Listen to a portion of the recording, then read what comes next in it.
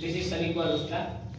तो आज के क्लास को हम जहाँ पे छोड़े थे वहीं से स्टार्ट करते हैं। क्लास 10th का ये हम लोग का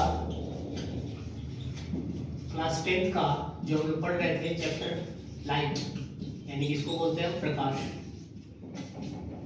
प्रकाश चैप्टर जो पढ़ रहे थे इसका 5वां पार्ट है। और पिछले क्लास में हम लोग पढ़ लिए थे प्रकाश के परावर्तन पढ़ लिए थे, प्रकाश पढ़ लिए थे, बता भी दिए थे आपको, बट फिर से एक बार रिवाइज कर लेते हैं इसको। ध्यान से सुनिएगा। जैसे पहला क्वेश्चन ही पूछता है कि प्रकाश के परावर्तन क्या है। पिछले क्लास का क्वेश्चन था प्रकाश के परावर्तन क्या है तथा ये कितने प्रकार के होते हैं। तो आपने पढ़ा कि प्रकाश का परावर्तन का मतलब कि किसी माध्यम से आने वाली प्रकाश की किरण जो वस्तु जो दर्पण पे आती हुई प्रतीत होती है और आपतन बिंदु पर टकराने के बाद ये पुनः उसी माध्यम में लौट जाती है, इस प्रक्रिया को हम प्रकाश का परावर्तन कहते हैं। क्लियर है? अब उसके बाद आपने पढ़ा था कि प्रकाश के परावर्तन के प्रकार कितने होते हैं, तो 2 पढ़े थे। वो कौन कौन सा? नियमित परावर्तन और अनियमित परावर्तन। तो नियमित परावर्तन क्या होता है और अनियमित क्या होता है ये समझना है।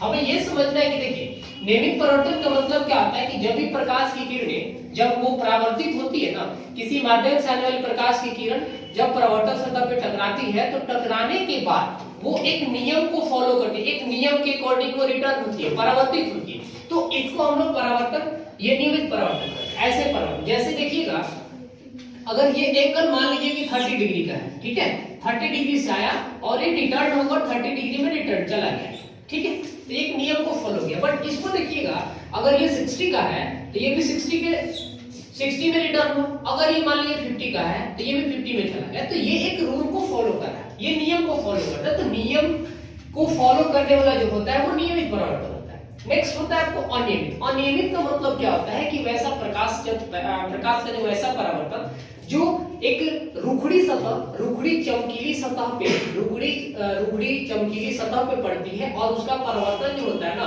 वो एक नियम के अकॉर्डिंग नहीं होता, नियमित रूप से नहीं होता है। तो इस परावर्तन को हम कहते हैं अनियमित परावर्तन। जैसे कि देखिएगा ये रुखड़ी सतह हो गया, खुरदुरी सतह है, बट ये प्लेन नहीं है, यानी कि वो चमकीला सतह है, अभी तो प्रकाश का परावर्तन। मान लीजिए ये मानते हैं 50 से आया, ठीक है, और ये 50 से आया और ये 30 पे चला गया।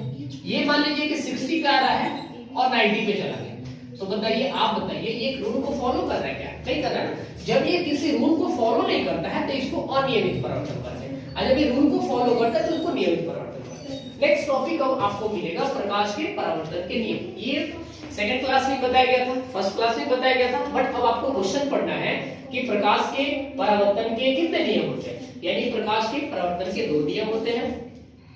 फर्स्ट वन आपतित किरण, परावर्तित किरण और ये परावर्तक सतह पे डाला गया लंब, ये तीनों एक ही सतह पर होते हैं। प्रकाश, आपतित किरण, परावर्तित किरण और अभिलंब तीनों एक ही सतह पर होते हैं, ठीक है।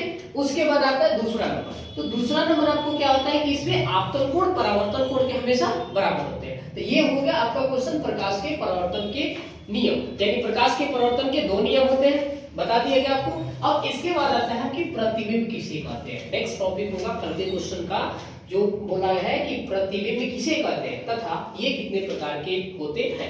यानी प्रतिबिंब किसे कहते हैं, देखिए जब किसी वस्तु से आ रही प्रकाश की किरण जब किसी ये अपारदर्शी वस्तु में पड़ती है, ठीक है, तो उस वस्तु का प्रतिबिंब जस्ट उसके पीछे बनता है। तो हमने पढ़ा था उसको छाया कहते हैं। बट ये प्रतिबिंब होता है जब किसी वस्तु पे प्रकाश पड़ती है तो उसका प्रतिबिंब जस्ट बनता है, ठीक है। अब जो प्रतिबिंब बनता है ना, तो प्रतिबिंब का मतलब उसका तस्वीर बनता है, तो वो बनता है क्या, उसी को कहते हैं प्रकाश, ये प्रतिबिंब कहते हैं, ठीक। अब ये कितने प्रकार से होते हैं, तो एक वास्तविक होता है और एक काल्पनिक होता है। तो इसके बारे में हम लोग कल के वीडियो में पढ़ेंगे पूरा डिटेल में। बट आपको अभी बता दिया मैंने कि प्रतिबिंब किसे कहते हैं तथा ये कितने प्रकार के आते हैं। अब जो भी है इसको आप कमेंट में बताइएगा कि प्रतिबिंब किसे कहते हैं और प्रतिबिंब कितने प्रकार के होते हैं। तब तक के लिए सेफ रहिए, सुरक्षित रहिए, धन्यवाद।